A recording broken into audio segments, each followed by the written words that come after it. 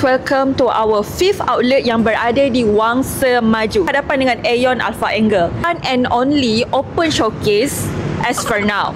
You all, before we go further, jangan lupa untuk subscribe our YouTube channel, like and share. So let's go, kita tengok apa yang ada dekat dalam. Masuk je you dah rasa macam the ambience tu memang sangat best gila. So je daripada pintu masuk, make sure kena ambil dulu nombor dekat sini. You nak trade in ke, you nak buy back ke, you nak ambil barang ke, you nak beli baru ke apa semua ke, make sure kena ambil dulu nombor. Showcase ni kita ada beberapa showcase tau. Showcase you, showcase sebelah sana, showcase belakang dan showcase yang ada dekat Wangsa Maju ni. So kita nak check satu-satu apa yang ada dekat dalam showcase tu. So let's go. Barang evergreen ni dia ada yang holo, dia ada yang padu, ada yang macam-macam lah dekat sini. Semua yang jenis besar-besar juga. Okey, kita ada chrome, kita ada full gold, kita ada 2C dekat depan ini. Koleksi kepom ni yang hari tu kita featuring dengan our ambassador. Paling penting sekali, ramai sangat orang tanya, kita pun ada juga gold bar. Gold bar ada, dinar pun ada dekat sini. Selain daripada rantai tangan dewasa, kita pun ada rantai tangan kanak-kanak dekat sini. Selain daripada item-item evergreen yang bowl besar-besar, item yang jenis besar-besar fashion macam ni pun kita ada juga. Area cincin fashion dekat sini, basically our size bermula daripada size 6 sehingga size 23 atau 24 macam tu, depends pada availability. Tuan, kita ada subang. Subang ni kita ada subang paku dan juga subang apa? Cangkuk Kita panggil apa? Subang paku dengan subang apa? Cangkuk. Subang apa?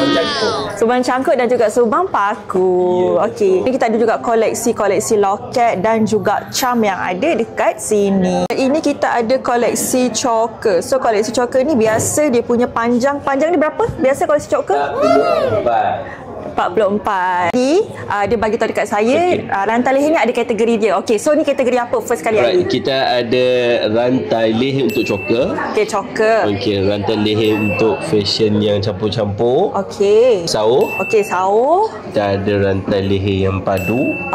Design untuk padu. And then design besar, fashion yang besar. And then yang ini yang jenis holo. Okey, holo. Okay. So banyaklah semua kategori rantai leher ada dekat sini lah. Betul. Selain daripada emas 916, kita pun ada emas 999.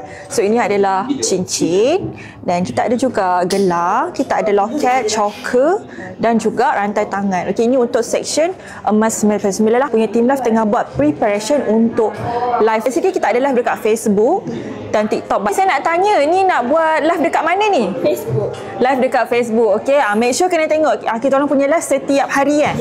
Setiap hari 10 malam. Okey, sampai 10 malam. Review beberapa item lah dekat dalam kita punya live. Okey, rantai kaki kita ada 2 tray, tapi jangan risau, kita punya stok tu sentiasa je ada.